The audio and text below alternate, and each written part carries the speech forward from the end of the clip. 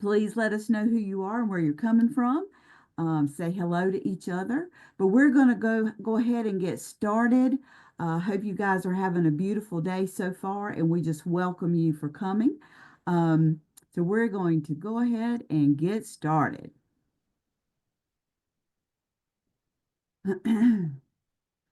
So good afternoon and welcome to Ask Me Anything About Employment with our expert, Dr. Susan McGurk. My name is Lisa Kristanak and I'll be your moderator today. And our lovely Amanda Lowe will be our tech support behind the scenes. We always appreciate her. Today's event is funded by NIDILRR, which is the National Institute on Disability, Independent Living, and Rehabilitation Research. This webinar is not a presentation, but rather an interactive question and answer period. For the next hour, Dr. Susan McGurk will respond to any questions you have related to the webinar's topic, which our topic is today, Thinking Skills for Work, Advancing Employment Success Through Cognitive Remediation. I'm going to introduce Dr. Susan and give her time to expand on our topic. Then we will take questions. Please put your questions in the chat. So let's get started. We are honored to be joined by Dr. Susan McGurk, a nationally recognized expert whose work has transformed the way we understand and support cognitive functioning in individuals with serious mental illnesses. Dr. McGurk is a professor in the Department of Occupational Therapy and Psychological and Brain Sciences at Boston University and a leading researcher at the Center for Psychiatric Rehabilitation. A clinical psychologist and neuropsychologist by training, her work has focused on the vital connection between cognitive and real-world success in employment, education, and independent living. Along with Dr. Kim Mueser, Dr. McGurk co-developed the Thinking Skills for Work, TSW, program, a comprehensive cognitive remediation approach designed to improve thinking abilities and competitive work outcomes for individuals receiving supported employment or other vocational rehabilitation services. Her research has been funded by prestigious organizations such as the National Institute of Mental Health, NIDILRR, and the New York State Office of Mental Health. She is the recipient of the Gerard Hogarty Award for Excellence in Schizophrenia Research and the Rehabilitation Practitioner of Distinction Award from the National Rehabilitation Association. We are so thrilled to have her here today to join and share her insight on thinking skills for work and the impact of cognitive support on employment outcomes. So welcome, Dr. McGurk. Please take the stage and share your thoughts and ideas with us. Thank you so much, Lisa. I appreciate your wonderful introduction, and also I appreciate the invitation. Are my slides showing? Yes, they are. Okay, thank you. So welcome, everyone, and I really appreciate you being here to learn a little more about cognitive remediation for people with mental health conditions, and of course to ask questions about any aspect of my brief presentation and about cognitive remediation in general. So the outline of my talk will first describe the role of cognitive functioning in work, briefly describe what cognitive remediation is. I will give an overview of an example of a cognitive remediation program. It's one I developed with Kim Mueser called the Thinking Skills for Work. Briefly present the empirical support for this cognitive enhancement intervention, and expand a little more on cognitive self-management strategies, which is an aspect of cognitive remediation and one that is both practical and effective. So cognition and work. So what is cognition?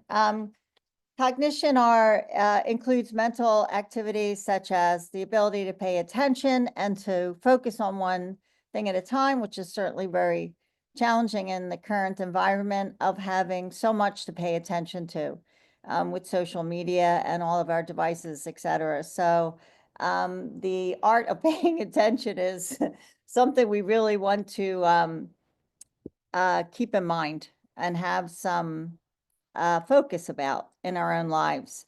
Processing speed, an example of processing speed is answering a question, say during a job interview, in a reasonable amount of time, or picking something out of a vending machine, learning a memory. And this, of course, is, these are broad areas involving learning new information and retaining it over an extended period of time in order to use it.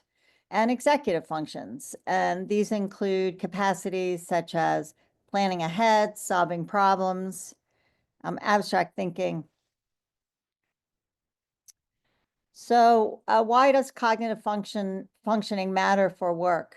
Well, there's a substantial empirical support showing that people who have cognitive difficulties, and these are unfortunately common in people with mental health conditions, particularly serious mental illnesses such as schizophrenia, and they impede people's work functioning and achieving the goal of work.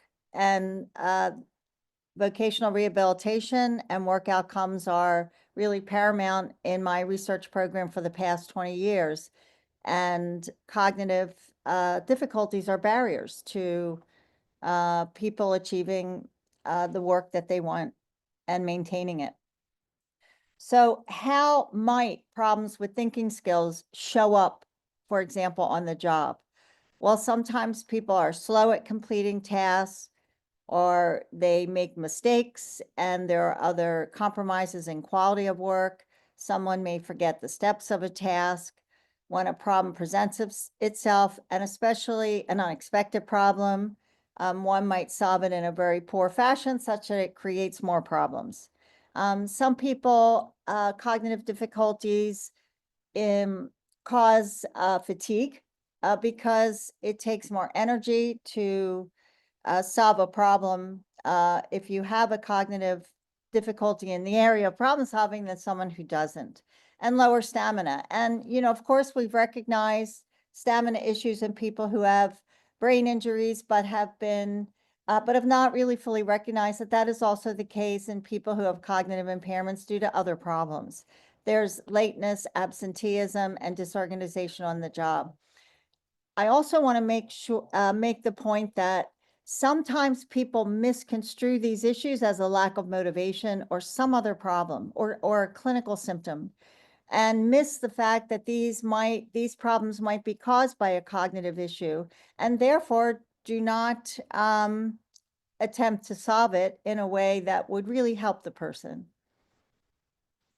So, speaking of solutions to cognitive problems, what is cognitive remediation?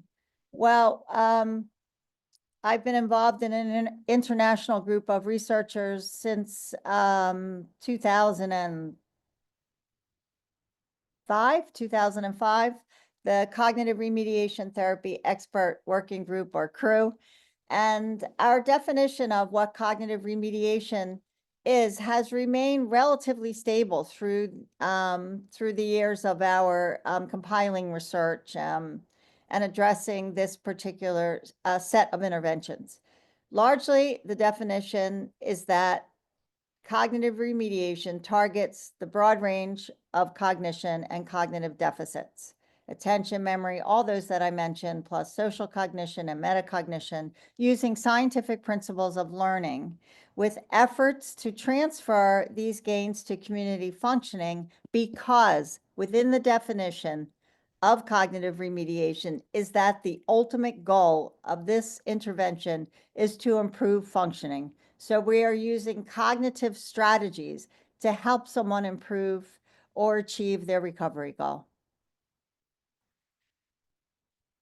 Relatively recently, a group of us published a study to evaluate research findings to identify the active ingredients in cognitive remediation. This field has expanded wildly in the past 20 years. And there's all kinds of programs. But there seems to be a set of core ingredients that may be very important in facilitating an improvement.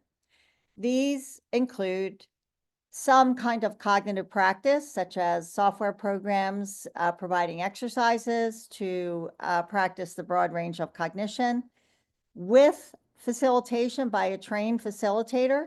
In our program, we call that person a cognitive specialist. It must involve some sort of teaching of strategies, either during the practice of an exercise, for example, or in the community. And this last point is a tricky one. I'm going to expand on it. Efforts to transfer cognitive gains. Well, there is one aspect, there's one specific kind of effort that is the most potent way to facilitate improvements from cognitive remediation to the community, and that is psychiatric rehabilitation or psychosocial rehabilitation. They're used interchangeably.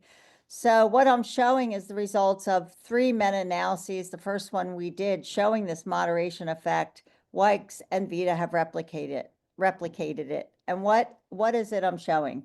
Well, if you have someone in a cognitive remediation program who has the goal of work, they are much more likely to work if they are engaged in psychosocial rehabilitation while they're receiving cognitive remediation, as opposed to the gray bars, which show cognitive remediation alone. So cognitive remediation improves cognition at about a medium effect size, around 0.5.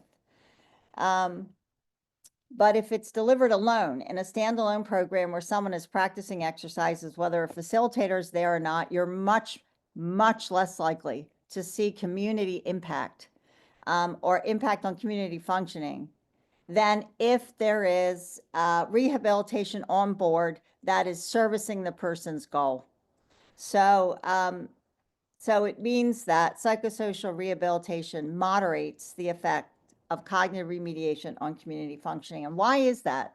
Well, you're helping the person improve their learning. All aspects of psychosocial rehabilitation, social skills training, vocational rehabilitation involves learning. If you are enhancing the person's ability to learn, they're going to profit much more from the psychosocial rehabilitation. So their combination simultaneously has the biggest impact on the person's ability to transfer those effects to the community. I want to point out one thing on with these Vita bars. This is actually quite interesting. The red bar is psychosocial rehab combined with CogRem, almost a medium effect on functioning. The gray bar are all other efforts to transfer. So that means talking about the person's goal or having more real world kind of practice on your computer. It doesn't matter. It does not work as well as psychosocial rehabilitation. And again, this is a moderation effect we published in 2007, and it's been replicated in much larger meta-analyses than ours. So thinking skills for work. This is, I'm going to tell you about it because we created it and it's been highly effective, but also as an example of what cognitive remediation is and what it can do. Our goal in this program is to improve cognition.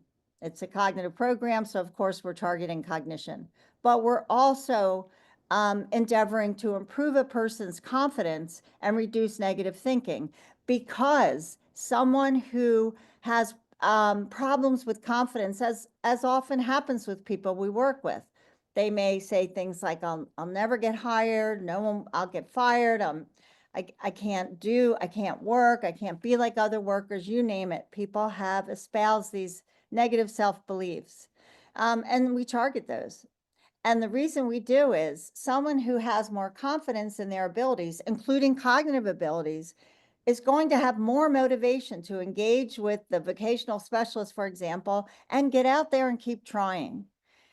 We also, we have 2 co-primary outcomes, cognition, but also work. So our goal is to optimize someone's getting and keeping the competitive job that they want. So these are the components of thinking skills for work. You may notice they look a lot like the core ingredients we identified in the Bowie et al. Article in 2019. We included these back in 2002 when we developed thinking skills for work. We thought that cognitive practice was important with a facilitator who is trained in the area of cognitive remediation. We also thought self-management strategies are important, and I will describe these in a minute. And also, as I already noted, for those who have work goals, integration of the cognitive intervention with vocational rehabilitation. So the cognitive specialist, who's the trained facilitator, is responsible for the program delivery, is trained in cognitive remediation, participates in employment meetings, and has the cognitive expertise of the vocational team.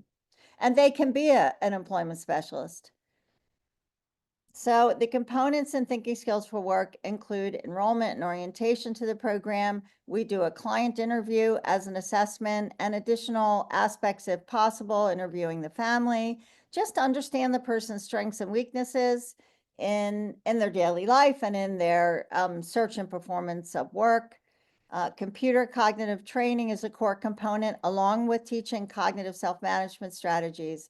Then we do job search planning based on the job they're interested in having and job support consultation. And the planning's important because that's where we learn, we, the cognitive specialist, the vocational specialist, the client, what might have gone wrong in the past, likely from cognitive issues, so we can put strategies in place on the job to prevent those issues from happening again.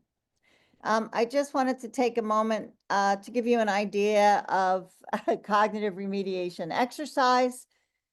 This is called Labyrinths. We have used the CogPack software. It's available, it's commercially available. We have no financial involvement. We purchase it when we need it for a study or a clinical application. The goal of this exercise is to exit the maze, avoiding dead ends. So I'll ask you to put in the chat, and I'll come back to this at the end, what cognitive skill you think this task is practicing. So when, as an example of another solution that someone did, the cognitive specialist may do a print screen and then sit with the client and ask them to point out where their strategy may have failed them, meaning they entered a dead end and had to back out. And this strategy coaching is really important because on top of that, they're teaching the client a strategy to have a more efficient solution the next time they encounter this task. And I kind of, the cat's out of the bag, it's planning. But I am curious what people put in there because sometimes it's a variety of skills, and you're all, whatever you put, I'm sure there's a component of that in this task. So I said I'd say more about self-management strategies. The primary focus of these in thinking skills for work is, of course, work, and we use them to help the person with the job search and job performance.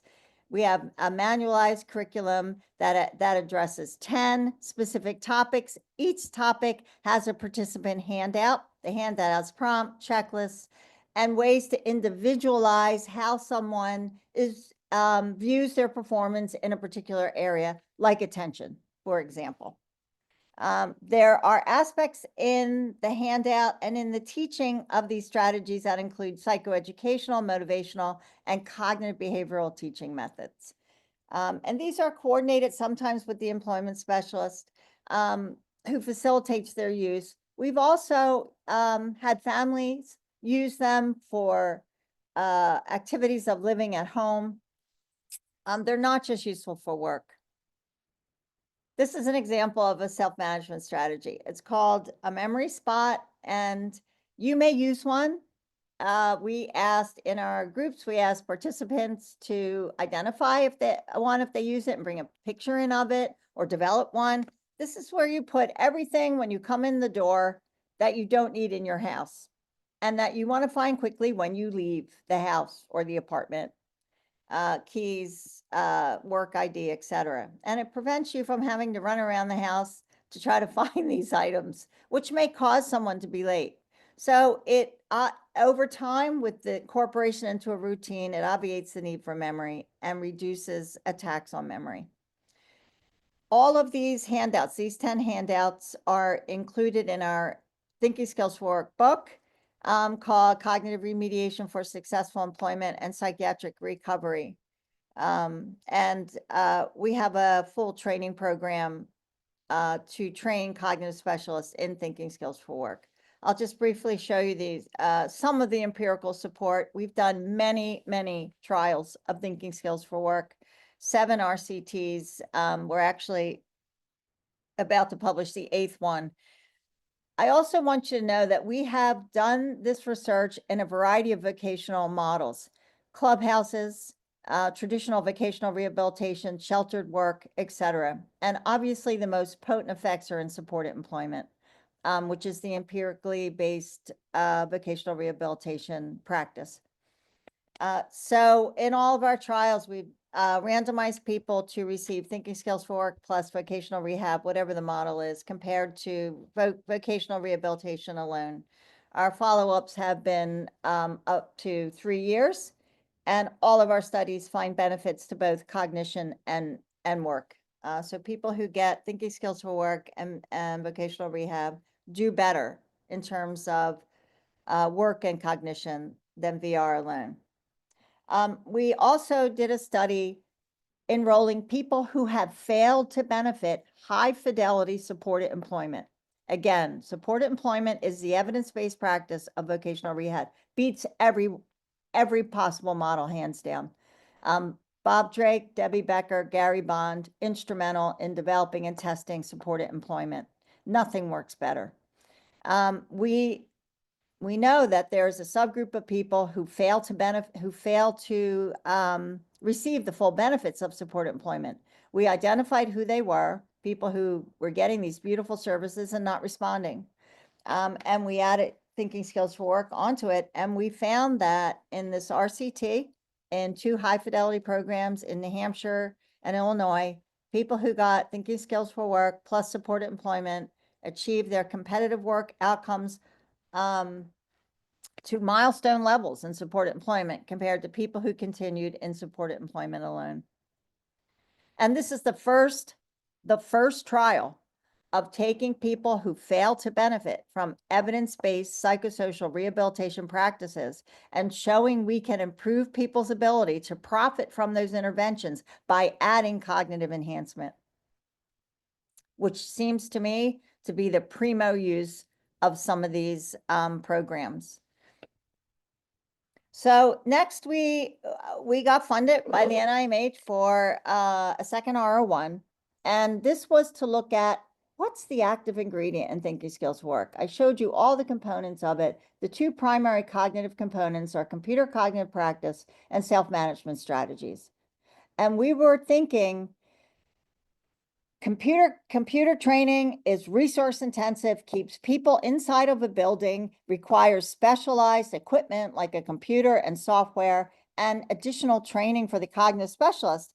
So we compared the full thinking skills for work, self-management, computer cognitive training, compared to self-management strategies alone, which are low-tech, portable, friendly, community friendly, and we compared those 2 in an RCT.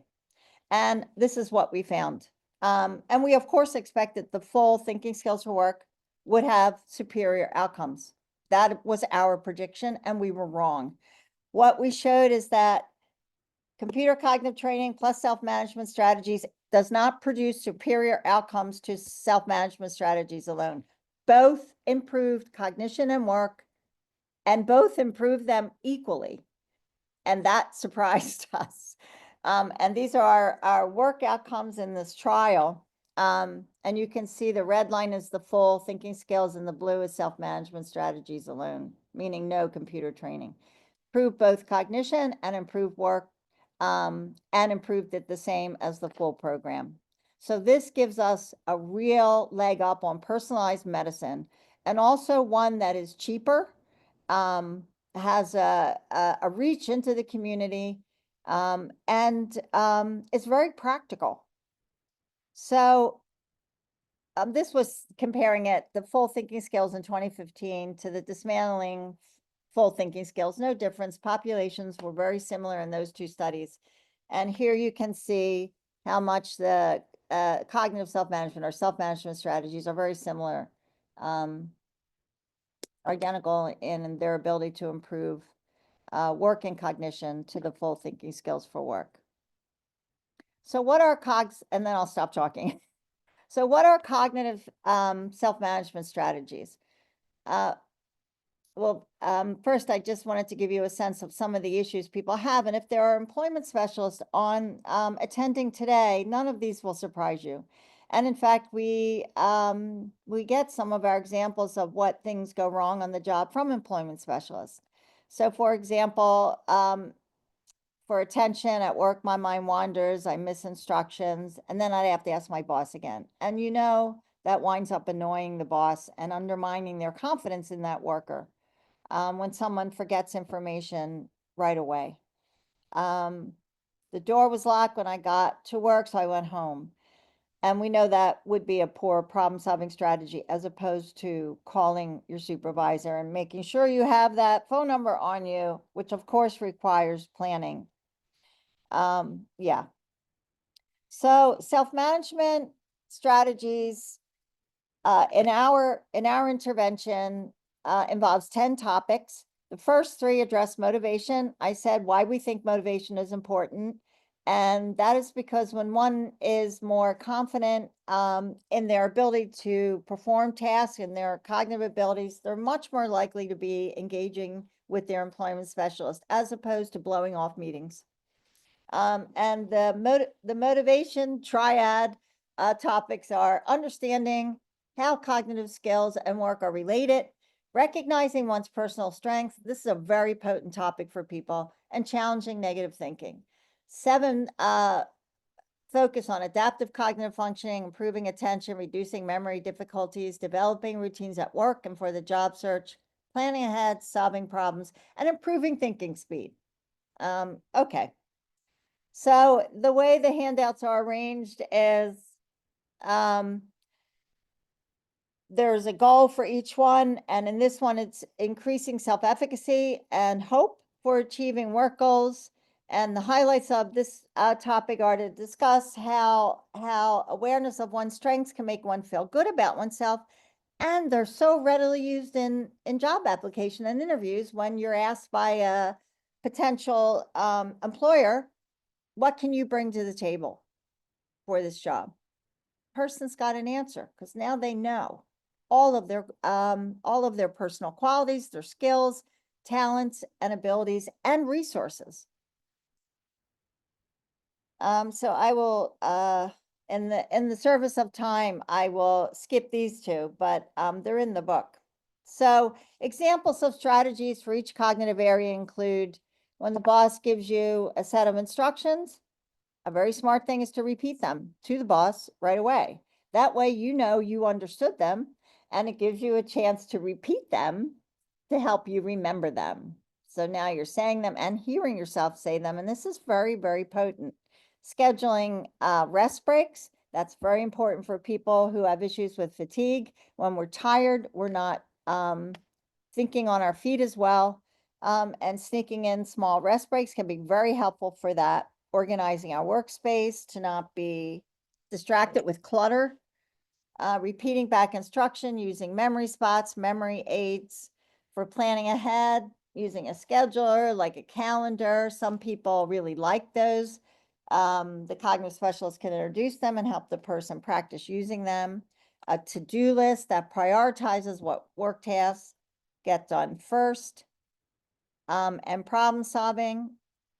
And there's an array of suggestions in our problem solving handout, including identifying someone we're comfortable with at work and we're not afraid to ask a question.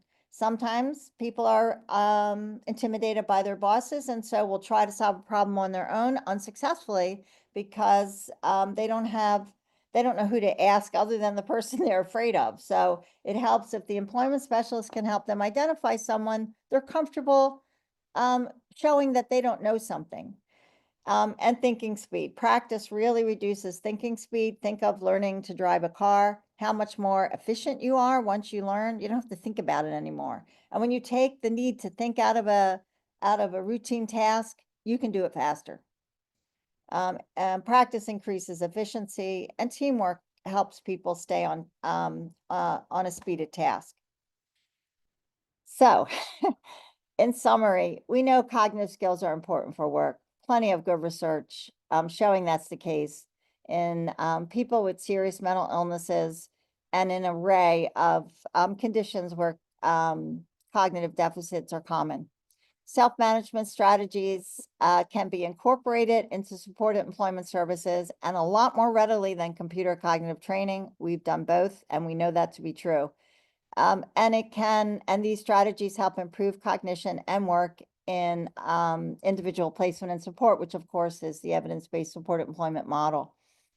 I want to point out one thing. We didn't realize that using these self-management strategies can improve cognition, but that's what we showed in our study. Other people have showed it too. So systematically using management strategies to optimize our functioning can improve our cognition. We have a comprehensive curriculum of self-management with participant handouts and guidelines for teaching in the Think These Skills for Work program. Thanks very much. I hope I didn't overstay my welcome. Thank you, Susan. That was amazing. So much information. And while we're waiting for those who have questions to put them in the chat, so we invite you now to put any questions that you have in the chat, and Susan will be monitoring that and answering your questions. So while we're waiting for those to put their questions in the chat, Susan, we did receive some questions beforehand. So we can get started with a few of those while we wait on questions to come from our live audience. So we have a question that asks, they wanted to know what areas of community functioning can the use of self-management strategies help with? And I think that's a really good question because we have focused on employment. And the reason why we focused on employment is it is the most common rehabilitation goal that people come into services to get help with. And there's so much advantages to employment for our mental health, for our financial situation, that it seemed to us to be the best area to focus our cognitive enhancement efforts on. But these strategies can help an array of community areas of functioning, including school. Obviously, using strategies to help attend to a task, especially when we have limited time, like studying for an exam, can be incredibly helpful. And activities of daily living. In fact, we just published a study using with a research partner of occupational therapists who modified our curriculum to address independent living skills. We showed that the use of thinking skills for living, which is what we call it, improved people's ability to live independently and to be discharged from a higher level of care to a more independent level of care in the community. So these have widespread use. And I bet if I polled people listening, that people could give, and please do, give us examples of a self-management strategy you swear by in your daily life to help you get where you're going in your day. The other thing I wanted to say is to Janine, who said that the maze task addresses or practices visual processing, planning, flexible thinking. That's a beautiful answer. Yes. And yeah, we just go with planning, but you're absolutely right. It's a visual task. You have to process the visual information and think flexibly to get out of the maze as quickly as possible. So bravo for that. We also, Susan, have a few questions in the chat that have come in, but we also had two come in to the Q&A part of Zoom. So they're pretty, they kind of go together. So I wanted to present those to you, and then I'll pop off and you can handle the chat. So we have a person that wanted to know, is this program covered by Medicaid or Medicare? And how would I find which providers and locations offer cognitive mediation in my area? Yeah. So the field right now, meaning myself and collaborators and other researchers, are focusing on the issue of scaling up. So we know these set of interventions are helpful for people and have sufficient empirical support to be able to get reimbursed for delivering them and to scale them up much more widely than they're currently available. However, finding someone who is skilled in this area and delivers them is still difficult. Uh, we work with agencies who have been able to bill cognitive remediation on different types of code, community functioning, community support codes, CBT codes, which I believe requires a master's level degree and a license as a clinician. In terms of where to find it? So we have, I work with Marianne Farkas on a NIDILRR funded scaling up development study.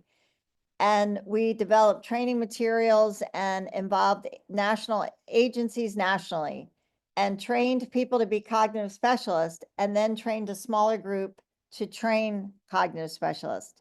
And so we have a list of providers that I can, Lisa, maybe give to you and Amanda to send to participants so they can see if there's anyone in their area. Some of the people on the list, and I will highlight who those are, can also deliver thinking skills for work remotely.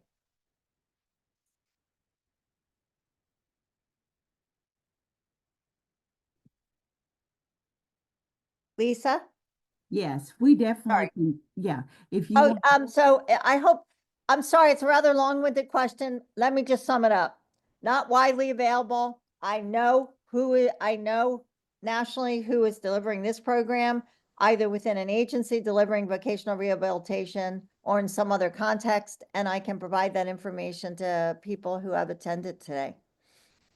That'll be great. We can definitely get that out to the folks that attended today for sure, for sure. Okay. Well, those were all the Q&A. So do you want to monitor? We have some questions coming in the chat. Do you see them? Yes, Zachary. So first, you can email me. I'm sorry you tried to call and no one called you back. It's easier if you want to use my email, and that was on the title slide, and I'm happy to provide a PDF of these slides if people are interested. My email is McGurk, my last name, @bu.edu, MCGURK. And so that's that. And then Zach asked, is this more for mental health, or do we work with people who may have more attention issues from neurological issues? So it's a very good question. These both components, computer cognitive training and self-management strategies, have been applied in people who have attention deficit disorders, who have had brain injuries. So I'm not sure if those cover the neurological issues you're referring to. Certainly these approaches are helpful. In fact, in the history of cognitive remediation, these approaches the computer approaches in particular, but even some of the self-management approaches have been borrowed and adapted from the use in people with brain injuries. So these are not new, but have been modified to address cognitive issues in people with mental health conditions. And then let's see, let me know, Zach, if I didn't answer your question. And Michael, what are the prospects for future improvements in treatment for people with executive function deficit? Well, executive functioning deficits are broad and can be associated with any number of conditions. And, I would say there's lots of programs that address executive function using a variety of methods. And I would say the best fit would be determined by what the actual issues are and what the goals are of that person. So what are their desires functionally? And then we can figure out what would be the best set of strategies that can help that person move towards that area of functioning. Because your question's very broad, so that's the best I can do with it right now. But I believe there probably are a set of strategies that would be helpful, depending on the issue. Haley, what assessments of cognition do I use? I love that question, and I love it for two reasons. One is in the thinking skills for work intervention, we don't use a cognitive assessment per se, because this is largely delivered in the context of vocational rehabilitation, our agencies that deliver that. And as you know, these agencies, these mental health agencies, don't have a full-time neuropsychologist or psychometrist who are trained in cognitive assessment. It's very hard to get that. That's shame on them, I understand. And this is largely due to funding, which is not really their fault. But agencies can refer for a cognitive assessment if there's an indication. Those are often hard to come by. And so we don't impose the need for a formal cognitive assessment. Instead, there's a client interview that's pretty well structured that asks the person how they feel they're doing in each area of cognition, as well as their use of self-management strategies, so we can then build on that in the intervention. And we also ask, when possible and agreeable to the client, we ask family members what they may have noted, and the employment specialist. What strengths does this person bring to the job, and what are their weaknesses? And then we try to, and then we examine what cognitive areas may be contributing to past work problems. And that's an area we also interview about. When was your last job, and what went right and what went wrong? And so we triage that information to have an idea of what cognitive area or areas we need to really pay attention to in the intervention. In my research projects, I use the matrix battery. So for my first NIMH funded study, I started using the matrix, and that was years ago. Prior to that, I used batteries that were developed by of commercially available cognitive tests that were being used to assess the full range of cognitive areas.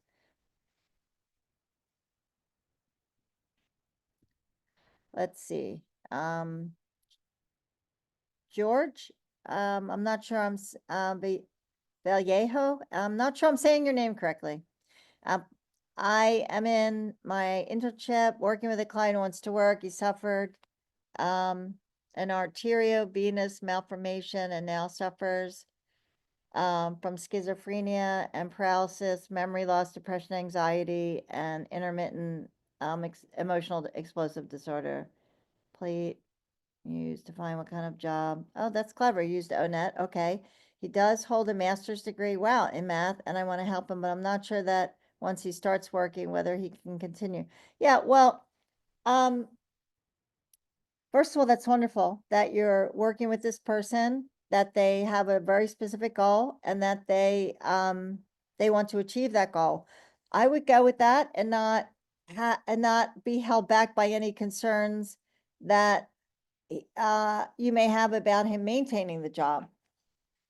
It sounds like he would benefit from vocational supports, and vocational supports can provide a variety of services on the job, in prep for the job, etc., that will help discover because it may evolve, what kind of services and supports he needs with your input.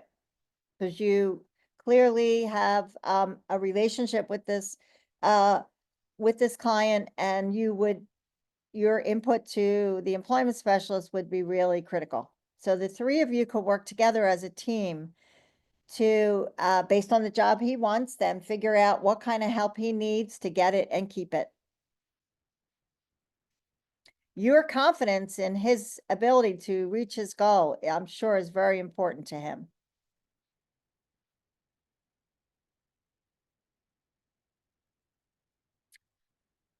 Okay, yeah. So, I have to say, George, if you want to write me a little more, I'm maintaining, of course, his confidentiality, and give me more specifics on what some of the symptoms are, what kind of job he's looking for, et cetera. When was the last time he worked? I mean, everything I said that we take a look at, when someone enrolls in our program, in order to direct it for optimal benefit. I can, give you some suggestions. Great. Okay, good. Do reach out. I agree with you, Janine. As long as he has hope and support and perseverance, he can succeed. And there's ingredients to help people have those things. And certainly your relationship with him is very important. Okay. I was just scrolling through to see if there's lots of, wow, Hope is a rehabilitation counselor. That's wonderful. And I'm so glad students are here. And if there's any readings I can advise, just reach out to me by email. Dr. McGurk, we do have a few other questions that came in beforehand while we're waiting on others who might have questions they want to put in the chat. We do have just a few more minutes. One of the questions, would you give one or two examples of self-management strategies that can help me optimize my everyday functioning? Oh, those are great. Well, we know from, we have lots of ongoing programs that we consult with, and also a number of studies. And what we get feedback about is, first of all, is in the developing a home routine or a personal routine. Part of that is querying the person's bedtime routine. Does someone have a bedtime or nighttime routine? And also, do they have a morning routine? And often what becomes discovered, and for example, we have an employment specialist doing a group in North Carolina. And what he told me is that a number of people were endorsed the fact that they didn't. And so they, for example, did not have a consistent bedtime, and often stayed up later than they really needed to, given they had to get up early, and then would oversleep an appointment. So that seems like so obvious maybe to some of us. Well, do you have a routine for getting to bed at night? What time do you start getting ready? What steps do you need to get in bed and to go to sleep at a particular time? So it's very concrete, and it turns out is really helpful. When someone has a particular goal, we need to have a consistent routine, and be organized about it. Similarly, for getting up in the morning and getting ready to leave the house, we all have or should have a routine, so that we know how long it takes and we can time it and plan it. Those two aspects of are the overall topic of getting organized at home or having a personal routine turns out to be really impactful on people's lives. Yeah, I agree with you, Scott. Yeah. So, it helps people examine that. Other strategies that people use, I'm going to tell you it's attention. And so often when we ask people what cognitive area, how's your memory? Well, I have a terrible memory. How many times have we all heard that? We've said it. I can't remember names. I can't remember what people just said to me. I forget things. It's all memory. And what we do is push back on that and evaluate attention, because if we didn't pay attention to it, whatever it is, where we put something, what the person's telling us, we're not going to remember it. It's not memory at all. If it doesn't get in the first place, it's certainly not going to stay in. So I think attention is keystone, and it's effortful. And we sometimes scrimp on it. Like we have a practice on one of our exercises in our computer training. Here's a list of shopping items. You get 1 minute to memorize those, and we're going to ask you about them later. Well, after 30, after 10 seconds, someone's like, I got it. I don't need to really pay. I learned it now. So you can take them away and I'll tell you what they are. And it turns out they don't remember them. They might have remembered 3 out of 10 or 2 or less, because that's not attention. Attention is reading each word, thinking about its meaning, maybe categorizing them. And in our daily life, we can use that strategy to be mindful of our attention. So someone told us our name. Well, we may want to repeat the person's name and make an attempt to memorize it either through some trick or strategy based on how someone looked. Well, they said their name is Sandy. Okay, well, that person has sandy brown hair. So that's how I remember their name is Sandy. That takes effort. It's an effortful process. But I can promise you, you're much more likely to remember Sandy's name if you do that. So the more effort up front we put into learning something, remembering something, hearing something, the memory issue falls to the wayside. And there are many things trying to grab our attention, and they're very destructive, I think, to attentional processes, because everything gets 10 seconds or less. Everything gets 10 seconds. So building up our attention model, like concentration, is also, I think, important. But anyway, I'm sorry, I strayed from the question, which is what strategies? Attentional strategies. And being mindful is an attentional strategy.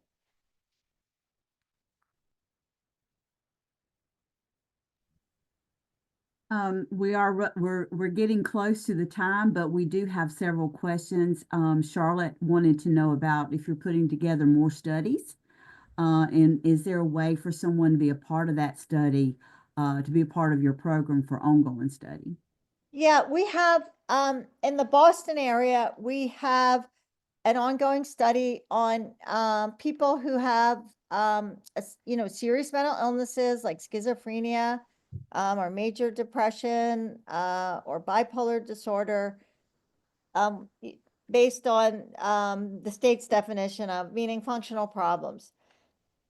It's people who are age 50 and older who have an SMI. We're enrolling for studies through Bay Cove Services. So this is a long shot, but if the client is in Massachusetts and receiving services through Bay Cove, which is a pretty large organization, you send me a note and I can tell you how to look into joining that study. You'd have to let me know where you are, and then Charlotte, and then I can consider the answer a little more accurately. That'll be great. Susan's email is in the chat, so if you didn't catch it, it is in there. Thanks, so Lisa. Yeah, exactly. And we have several more questions. Do you have advice for flexibility in people with mental illness working with their concrete thinking? Well, that's a very interesting question. So for someone who might be inflexible, and we don't have to have, a mental illness to be inflexible in our thinking, we can work within that. We can work within those bounds of flexibility and provide people.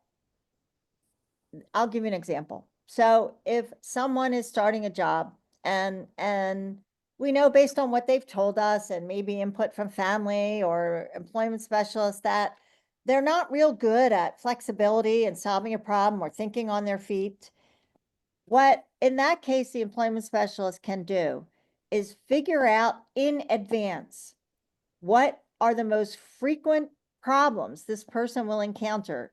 And this can be, doesn't have to be on the job if that's not, Corrine, if that's not what you're asking, it can be anywhere. We can develop a set of strategies, teach them to the person, have them practice them so that they don't have to be flexible. They have like a bag or a limited set of problem-solving approaches that they know, they practice, and they can use if that particular problem arises. Yeah, so flexibility is not necessary if that approach is used. Very good. And Corinne And we says, do that a lot. I love it when employment specialists can tell us what problems are most likely going to occur. Then we develop a very limited set of problem-solving strategies to solve the problem without endangering the job. great question. Here's the last question. Let me scroll back up. From Charlotte, if someone is in outpatient intensive psychotherapy, would this program be additive, or would the client need to successfully graduate from intensive therapy to a more supportive psychotherapy to have enough bandwidth to do your program?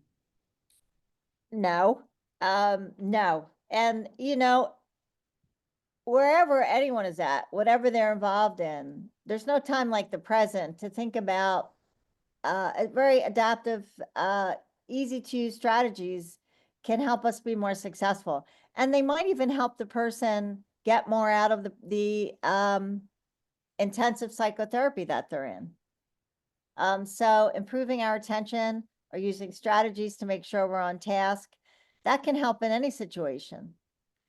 Perhaps including that one, their outpatient program. So I don't think it would, depends on how much time someone has. That's the other issue, is intensive treatment may take up all their energy and time right now, so they may practically have to wait, but they would not have to wait in terms of interfering because it actually could be beneficial. Very good. Very good question. Well, we want to thank everybody for all the wonderful questions, intentional questions. Thank all the students that were able to attend today. Susan is a great professor and speaker as well. But Susan, I love how you just interact, and you're just so personable and approachable. And it's obvious by the questions that were coming and your willingness to have people reach out to you by email. And I'm sure you'll be getting some of those soon. So, and we will also, once this is over with, those things, the slides and other things that we have to send out to folks, we'll be getting those out pretty soon. But we want to thank you, Susan, so much for joining us today and spending this hour with us. And it's been a pleasure to work with you on this. And lots of people are thanking you right now on chat, and we appreciate that. But we want thanks, Scott. I appreciate that. And thank you all. I love your questions and appreciate your engagement in this topic. Yeah, it was awesome. Thank you, Lisa. Oh, you're welcome. And we want to ask everyone, when you log off, you'll get an opportunity to fill out a survey. This is so important to get your feedback so we know how to improve what we're doing right and how we can make these webinars better. So we thank you so much. Thank you, Susan. Thanks to everybody. And we hope to see you next time on our next Ask Me Anything.